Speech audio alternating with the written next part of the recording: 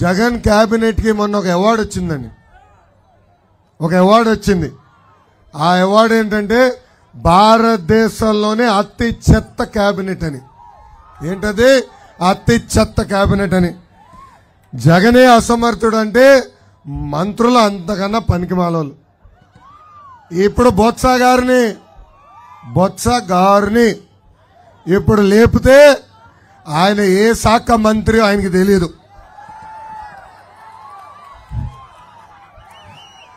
ఈ మంత్రులు ఎలాంటి వాళ్ళో మీకు ఒక ఉదాహరణ ఇవ్వాలి. పొద్దున్న లేస్తే ఢిల్లీ చుట్టూ ఒక అప్పారావు తిరుగుతాడు. ఆయన పేరు బుర్రకథలు చెప్తున్నా బుగ్గన్న. ఆయన ఆర్థిక శాఖ మంత్రి. ఇంకొక ఆయనేమో ఇసుక గన్నులు దోచేసే మా చిత్తూరుకి జిల్లాకి చెందిన పాపాల పెద్దిరెడ్డి. ఇంకా ఏకంగా నకిలీ మద్యంతో పాటు కోర్టులోనే దొంగతనం చేశాడు వ్యవసాయ శాఖ మంత్రి కాకాన గోవర్ధన్ రెడ్డి. ఇంకా పిల్ల కాలువలు కూడా తవ్వలేని అరగంట అంబటి ఇరిగేషన్ శాఖ మంత్రి. ఇంకా సొంత ఊరిలో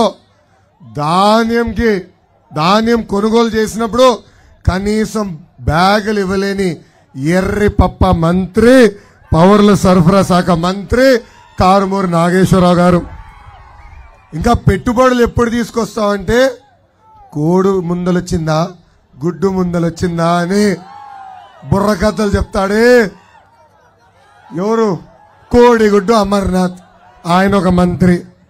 ఇంకా పిల్లలు బాగా చదువుతున్నారు అందుకే ఉద్యోగాలు రావట్లేదు అంటాడు మన విద్యాశాఖ మంత్రి బొత్స సత్యనారాయణ గారు.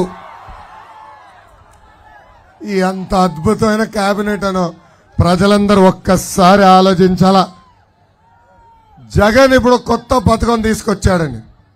ఆ పథకం పేరు ఊరూరు స్విమ్మింగ్ పూల్. ఏంటది? ఈత కొట్టేదానికి స్విమ్మింగ్ పూల్. ఎన్నికల ముందర ఏం చెప్పాడు? ఇళ్ళలే కాదు ఊర్లే కడతానని చెప్పాడు.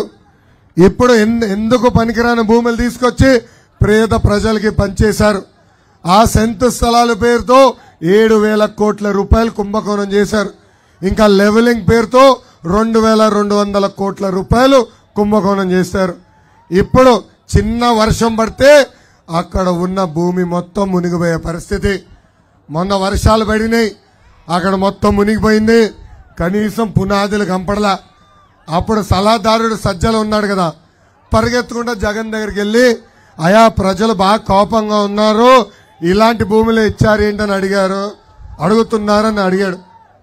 అప్పుడు జగన్ అన్నాడు ఇట్రా సజ్జలని గట్టిగా 2 పీకాడు. పీకి ఈత కొట్టమన్ను అప్పుడు కంపడతాయి పునాదులు అని చెప్పాడు.